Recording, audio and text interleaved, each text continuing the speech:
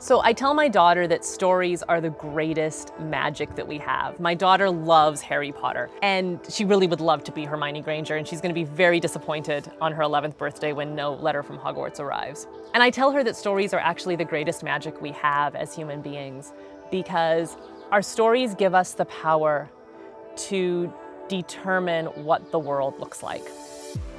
So I'm Dr. Jessica Hughes. I teach English, like literature, and sometimes theology. But what that means is I really like to teach stories and help people think about how we read well, what it means to read other people's stories well, what it means to learn to read our own stories well. And I don't mean like stories that we write, but like the story of our lives well.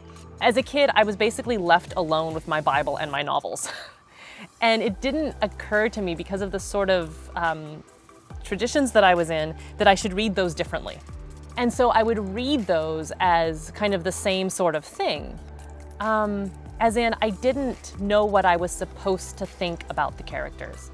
I didn't know what I was supposed to think about the plot, or about God, or about whether Abraham was a good guy or a bad guy, or whether, Moses did the right thing or not in different scenarios or whatever. And then I got older and we started going to church again, and I started learning what I was supposed to think about God. And I found that kind of started to really silence the Bible for me. Like, I knew the stories, and there was always one right answer for the way the stories were supposed to go. And there were certain characters that were supposed to be good characters, and they never would say anything bad about them, even when they seemed to do really bad things. And even when they did really bad things, it would kind of get like written off. Like, well, they did bad things, but they repented and God forgave them, so we'll move on. And God was always good. Whatever God did was good. And God couldn't change, and God was perfect, except I saw in the stories there seemed to be other things going on.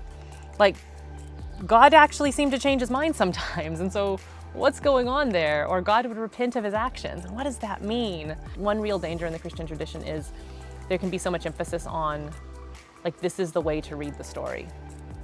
Like, our hermeneutics tend to be pretty set through 2,000 years of tradition. I think that's dangerous. It's impossible to read well outside of community. And when I say that, I don't mean it's impossible to read well outside of tradition. Tradition is one form of community. But I actually think it's impossible to read well, like, on your own, locked in your room, with a novel, with the Bible, with anything. Like, texts come to life when we talk about them with each other. And I've never seen a book do that more, or any collection of texts do that more than the Bible. I think that's actually really essential to understanding something about God and the world that God has made. If we know God through story, if we know God through a collection of texts, it's as if it's written into the very form of revelation to demand that we only can know God in community. I'm always excited to see what I'm going to learn from my students, and what new things are going to come to life for me out of a text. Even when I've taught it so many times, it's amazing to sit down with a new group of people and to see the way that their experiences, their lives, their questions will bring a text to life in new ways.